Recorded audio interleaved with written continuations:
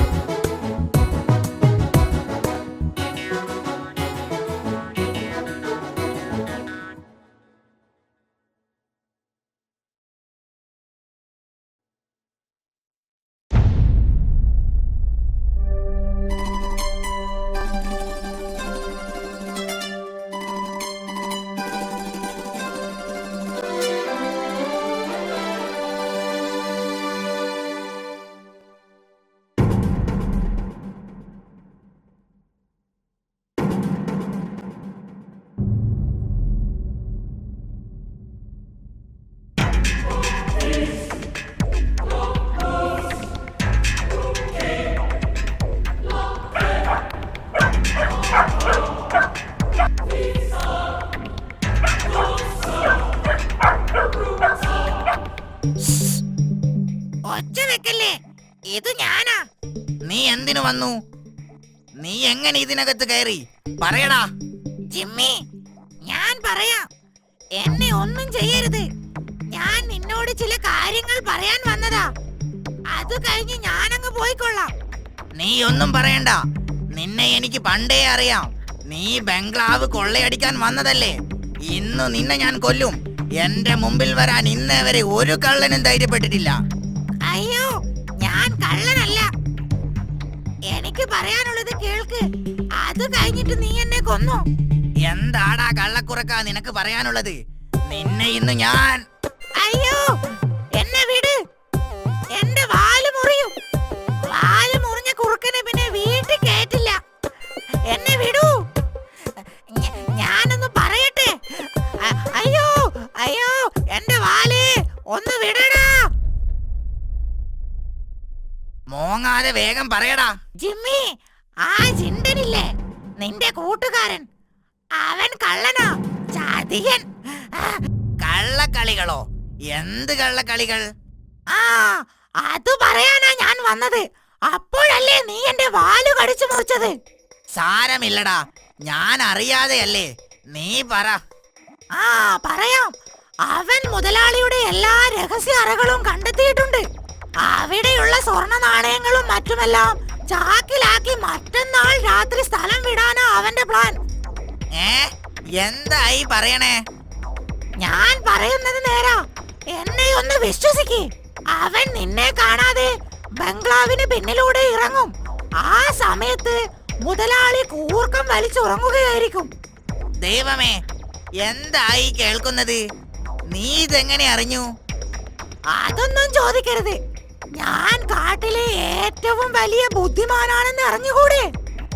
ഇതിന് ഞാൻ അവനെ അനുവദിക്കില്ല. ഇതുവരെ മുതലാളിയുടെ ഉപ്പും ചോറും തിന്നിട്ടിപ്പോ മുതലാളിയെ ചതിക്കാൻ നോക്കുകയെ. കൊല്ലും ഞാൻ അവനെ. നീ എടുത്തു ചാടരുത്, ബുദ്ധിപൂർവം നീങ്ങണം. അവനെ നമുക്ക് കൈയോടെ പിടികൂടണം. അതിനുള്ള ബുദ്ധി ഞാൻ പറഞ്ഞു തരാം. പറയൂ, കേൾക്കട്ടെ. നാളെ നീയും അവന്റെ കൂടെ ബംഗ്ലാവിനകത്ത് ഉറങ്ങണം. ബംഗ്ലാവിനകത്തോ? അപ്പോ പുറത്തെ കാര്യം? കള്ളന്മാർ?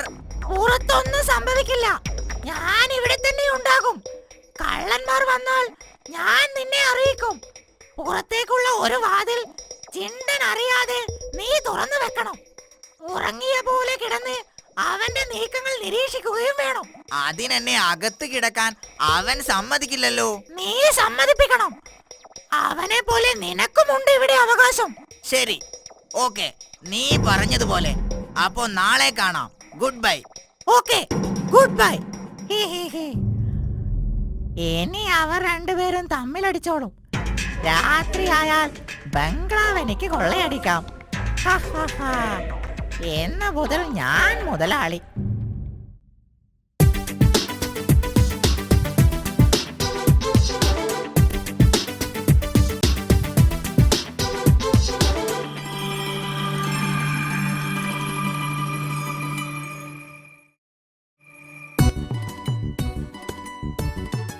ഇന്ന് ഞാനും ബംഗ്ലാവിനകത്താ കിടക്കുന്നത്. ഇന്ന് ഞാൻ ബംഗ്ലാവിനകത്ത് ഉറങ്ങുമെന്ന്. പട്ടുമെത്തയുടെ സുഖം എനിക്കും ഒന്നറിയണം. പുറത്തെ കാര്യം ഞാൻ നോക്കിക്കൊള്ളാം. ഒരു വാതിൽ ഞാൻ തുറന്നു വെക്കും. ഓ ശരി ശരി, നിന്റെ ഇഷ്ടം പോലെ.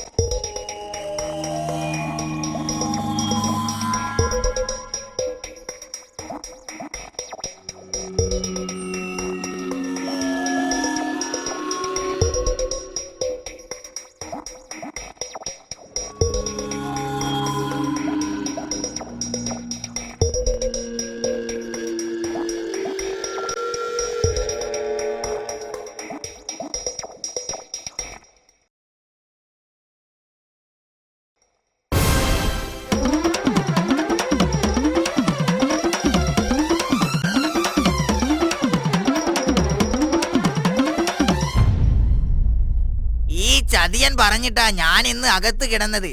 നീ എന്നോട് ക്ഷമിക്കണം. നിങ്ങൾ രണ്ടുപേരും എന്റെ വിശ്വസ്ത സേവകരാണ്. ഞാൻ നിങ്ങളിൽ അഭിമാനം കൊള്ളുന്നു.